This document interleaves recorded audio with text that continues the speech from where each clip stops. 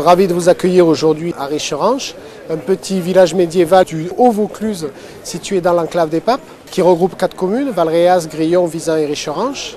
Richeranche, donc village médiéval avec la première commanderie templière qui s'est créée dans le sud-est, et un petit village qui est fermé par 4 tours avec un beffroi et une architecture assez typique des villages médiévaux du XIIe et XIIIe siècle. C'est aussi un haut lieu au niveau touristique par ses activités de truffe essentiellement, puisqu'il a le marché le plus important d'Europe en volume chaque samedi de novembre à mars. Il est célèbre aussi grâce à sa messe aux truffes le 3e dimanche de janvier, où les producteurs, pour honorer Saint-Antoine à la quête, mettent une truffe pour essayer d'être récompensés l'année suivante et d'avoir une récolte.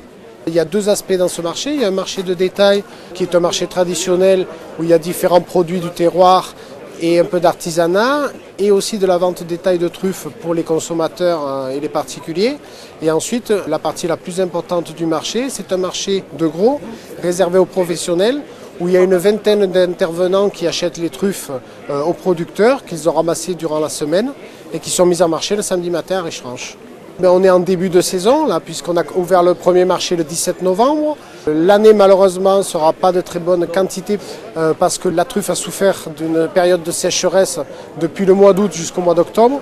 À part les truffières qui sont irriguées, on va se retrouver avec des mises en marché assez faibles, notamment par rapport à l'année dernière, qui était déjà une année petite à moyenne, qui n'était pas très importante. Donc, par voie de conséquence, des prix qui vont être relativement élevés. Le seul avantage qu'on a cette année, comme la truffe a souffert un petit peu de la sécheresse, on a une qualité qui est en avance, la maturité à environ 15 jours d'avance par rapport à une année classique. Et donc ça permet d'avoir des produits qui déjà à cette date sont parfumés et ont des qualités organoleptiques intéressantes. Il y a 2 variétés dans la truffe d'hiver qu'on appelle la truffe noire Tuber melanosporum, qui est, on va dire, la meilleure qualité, le meilleur produit. Mais ensuite on a une deuxième variété qui est assez similaire, qui a les mêmes caractéristiques extérieures, mais par contre pas les mêmes caractéristiques organoleptiques. C'est la Tuber brumale, mais qui a la particularité de se confondre assez facilement avec la mélano.